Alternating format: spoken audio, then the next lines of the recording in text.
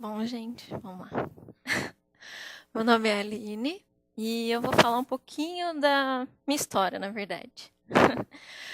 Eu fui chamada aqui para falar um pouquinho sobre algumas das coisas com que eu trabalho e uma delas é o Braille. Por que que eu estou aqui? Aí eu coloquei o caos, porque eu sou do interior e a gente não conta história, conta caos. E aconteceu assim, eu sou formada em biologia, sempre gostei disso, e inicialmente a minha ideia era trabalhar, minha história sempre esteve ligada com a educação, de alguma maneira. Desde casa, porque minha mãe é professora, e aí a minha história foi se desenrolando nesta linha da educação. Inicialmente, eu queria trabalhar com materiais didáticos voltados para a educação e ciências. E aí comecei a trabalhar com isso, vim trabalhar numa empresa aqui em São Paulo, uma coisa que eu não esperava, são essas pequenas coisas que a Renata falou que vão acontecendo na vida da gente, que muitas coisas eu acho que a gente não escolhe, a gente é escolhida. E aí o que aconteceu? Eu me apaixonei mais ainda por essa área de educação. E aí, pensando em trabalhar nessa área, mas como algumas coisas dentro da empresa eu não me adequava tão bem, resolvi montar minha própria empresa para fazer o que eu queria, achando que ia ser super tranquilo. Mas, nessa de desenvolver os materiais didáticos e tudo, surgiu uma proposta de trabalhar no desenvolvimento de desenvolvimento de material didático para a formação de professores. A ideia era desenvolver esse material voltado para a educação ambiental, que era uma área que eu também sempre trabalhei, e na área de inclusão de pessoas com deficiência nas escolas comuns. Como eu não sabia muito sobre essa outra área de inclusão, fui atrás de conhecer pessoas, fui visitar instituições, conhecer professores. Minha mãe, na época, também tinha um aluno incluso na sala de aula. E acabei me enveredando e me apaixonando por essa área. Só que aí, entre as N áreas, né, dessa parte de inclusão, entre as vários tipos de inclusão necessárias hoje em dia, sempre, na verdade, a deficiência visual acabou me chamando. Porque na mesma época, eu tinha empresa, trabalhava durante o dia na empresa e trabalhava na educação de jovens e adultos à noite. E tive um aluno com deficiência visual. Esse menino chamado Osvaldo é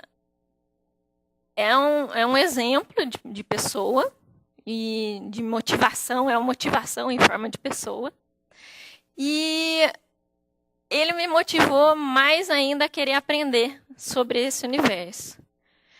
E aí, quando eu fui aprender mais, eu tinha uma amiga da minha mãe que é cega, e fui ter algumas aulas de Braille com ela para poder ensinar melhor esse meu aluno. Aí me enveredei por essa área e acabei descobrindo dificuldades que eram minhas no aprender o Braille e percebendo nas conversas com as pessoas com deficiência visual e com os profissionais da escola e das instituições que não era uma dificuldade só minha. E aí ao decorrer da história, vocês vão entendendo e vou contando um pouquinho mais de detalhe desse caos. Bom, para começar, eu vou falar um pouquinho de alguns instrumentos que eram usados inicialmente para o ensino de cegos. Um deles, eu coloquei dois aqui, que mostram um pouquinho do início da leitura para cegos. Então, qual que era a ideia? Esses aqui são dois instrumentos. Essa daqui é uma pauta Klein, e esse aqui é um ratígrafo, que faz, esse ratígrafo faz essas letras ampliadas e em relevo. Esse material, ou seja, a letra ampliada em relevo, era o material usado para os cegos lerem. Mas ele ocupa um espaço muito grande e demanda um esforço grande para se produzir isso. E aí surgiu um menino chamado Louis Braille, que ficou cego ainda criança e estudava na escola de cegos na França e resolveu não, por necessidade própria também, né? Ele foi levado a elaborar um meio muito criativo, na verdade, para desenvolver uma outra forma de escrita e leitura para o cego. E então ele criou o Braille. O Braille parece uma coisa pouco complicada quando a gente olha a priori, mas na verdade é uma ideia lógica e muito simples. É a interpolação de 6 pontos em relevo. A combinação desses pontos é que vai formar todos os caracteres que a gente conhece em tinta. Desde letras, números, notas musicais, notações científicas, tudo. E ele fez tudo isso baseado numa lógica. E ele usou inicialmente nas 10 primeiras letras do alfabeto somente os 4 pontos que estão localizados em cima, o ponto 1, 2, 4 e 5. E aí ele fez uma combinação.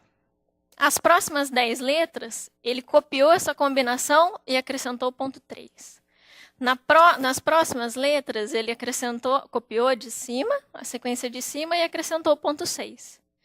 E esse até hoje é o melhor método que a gente conhece para leitura e escrita dos cegos.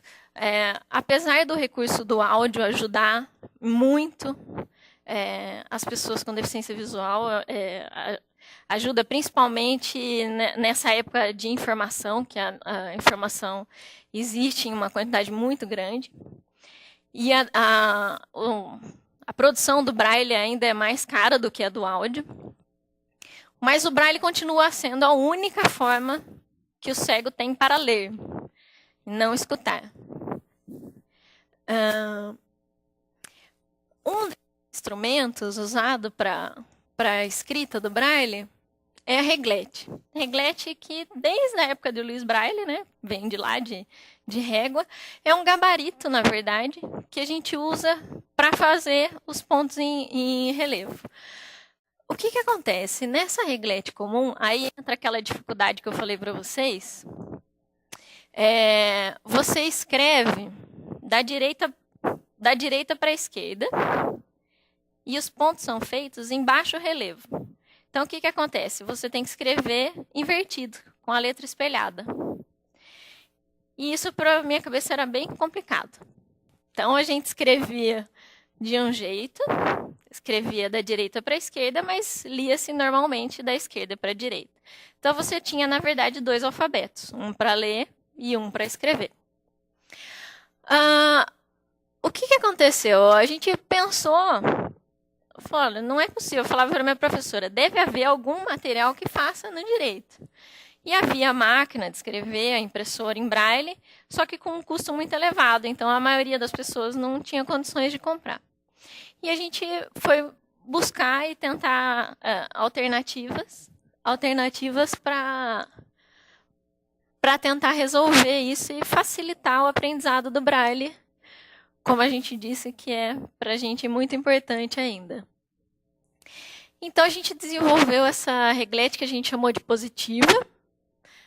A gente chamou de positiva porque não porque a outra seja negativa. A gente chamou de positiva porque no ensino do Braille, no aprendizado do Braille, a gente chama de ponto negativo o ponto que está em baixo relevo e de ponto positivo que está em alto relevo. Então, a gente chamou de reglete positiva porque nela você já escreve em alto relevo, da esquerda para a direita. Então, você não necessita mais fazer essa inversão que era necessária antes. E a gente fez um longo trabalho de pesquisa até chegar. Aqui a gente tem uma imagem que mostra como que funciona esse processo. É um molde, na verdade, que você coloca o papel no meio e molda o ponto. Aqui estão alguns dos protótipos que a gente fez. Aqui nessa imagem estão alguns que a gente fez já com o apoio da FAPESP, que a gente teve para o projeto. E ali em cima a gente vê um que tem um cabo de pincel, que era assim que a gente fazia antes de ter o apoio da FAPESP, que a gente trabalhou um ano inteiro já desenvolvendo alguns protótipos, nessa ideia achando que era mais fácil do que realmente foi, porque daí desses primeiros protótipos até a finalização a gente levou 6 anos, só para fazer essa inversão. Aí porque a gente foi descobrindo no caminho que haviam alguns detalhes técnicos dessa alteração, como a altura do ponto, o distanciamento entre eles, porque a gente, na verdade, alterava um conceito. Aí a gente chegou até esse modelo, que é o da reglete como ela é hoje, depois desses 6 anos. E a gente procurou fazer também esse material que está em transparente ali, ali em cima, 2 materiais são chamados de punção, que são como a caneta para a gente. Então, a gente fez de 2 tamanhos, por ideia de uma mãe, de uma menina com deficiência visual, que falou para mim que as crianças, a filha dela e as crianças que ela conhecia, tinham bastante dificuldade em usar o punção comum por ser muito grande. Então a gente fez dentro da pesquisa uma parte de estudo ergonômico para avaliar quanto era necessária essa mudança. E aí a gente percebeu que, de fato, para as crianças, a mão ficava muito longe de onde ela estava escrevendo. Então, para ela se localizar, acabava ficando bem complicado. Então, a gente fez esse outro modelo. Um novo conceito, uma nova forma de pensar. Aí eu coloquei algumas imagens de algumas embalagens que a gente desenvolveu. E aqui, se vocês verem, as regletes são bem coloridas. E aqui as embalagens também, bem coloridas e várias embalagens diferentes.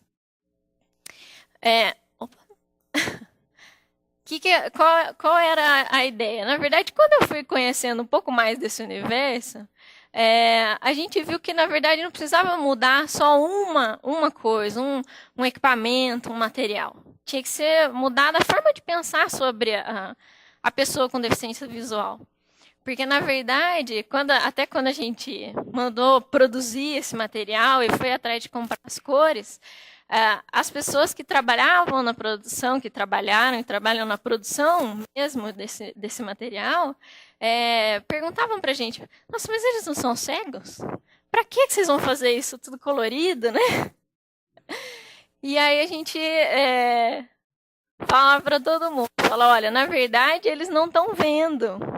Ou muitos estão vendo, né, alguma cor, alguma coisa, mas eles também têm esse direito de querer alguma coisa de acordo com o gosto deles, porque eles são cegos, mas eles também têm um gosto, têm vontades. E aí a nossa ideia é, para o futuro, além de outros projetos que a gente trabalha, nessa linha da reglete, fazer materiais ainda um pouco diferentes. Fotossensíveis, com cheiro de acordo com a cor, para que a pessoa possa identificar pelo cheiro que cor que é aquele material que ele está escolhendo. E é incrível o quanto as pessoas ligam para a gente e escolhem mesmo a cor. E isso acabou dando um trabalhão para a gente, porque a gente não pode deixar pronto para mandar. Porque a pessoa liga e fala, eu quero um punção rosa, com uma tampa azul e uma base amarela. Então, acabou dando um pouquinho mais de trabalho, mas a gente acabou vendo o quanto de fato era uma necessidade isso. E essas pessoas queriam ter isso, queriam ter o poder de escolher o material que elas querem e de ter um material bonito. Até porque esse material é usado em grande parte das vezes por crianças. E a maioria dos materiais usados por cegos é exatamente assim, sem cor ou de uma cor só, vem embalado dentro de um saco plástico. Então, as outras crianças não têm o menor interesse em conhecer que material é aquele. Então, essa é mais uma mudança de conceito também da gente querer socializar mais as crianças. A gente está pensando em inclusão, que elas também tenham interesse em conhecer essas coisas específicas e materiais específicos, né, dessas crianças com deficiência visual. Agora sim, obrigada, gente. Obrigada.